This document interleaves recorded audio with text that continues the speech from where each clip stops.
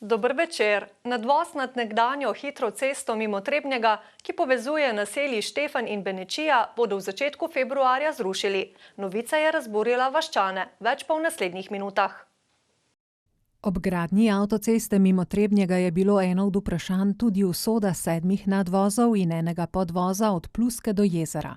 No, in je bilo takrat rečeno, da se vsi ta križišča oziroma ti nadvozi obdržijo v klasičnih križiščih.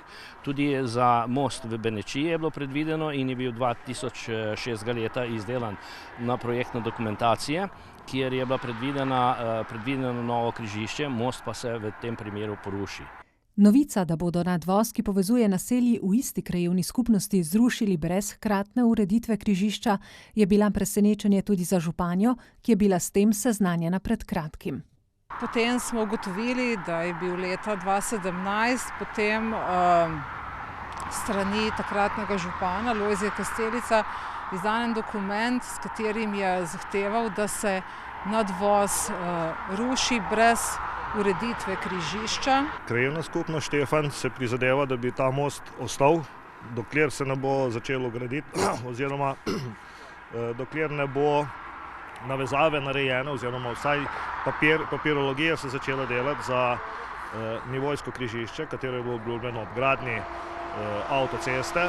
Občina podpira zahtevo tamkajšnjih prebivalcev, a kot pravijo na Direkciji za infrastrukturo, odložitev rušenja ni možna. Da je objekt Benečija v zelo kritičnem stanju. Betoni objekta mestoma razpadajo in obstaja nevarnost padajočih kosov betona na državno cesto. Gre se predvsem zaradi varnosti in jaz ne vem, kdo lahko prevzame odgovornost, glede na zapisnik Gradbenega inštituta, kaj lahko pride na tem objektu. Predlani, ko so je delal v Trebnjem rondo, pa most, ni noben vprašal, je tu dosti trden most ali varen ali kaj. 6 mesecev je šel tukaj ves promet iz Dobrniča za TPV, za Ljubljano, za priključek na avtocesto, ker v Trebnjem je bilo zaprto. Kako bi šli zdale? Recimo, če nam ga podrejo s helikopterjem ali okrog čez Žužemberk. V naselju Benečija živi več kot 30 prebivalcev, med katerimi je 5 operativnih gasilcev. Čas vožnje do gasilskega doma bo ob klicu na pomoč brez nadvoza podaljšan z 2 na 4 ali 5 minut.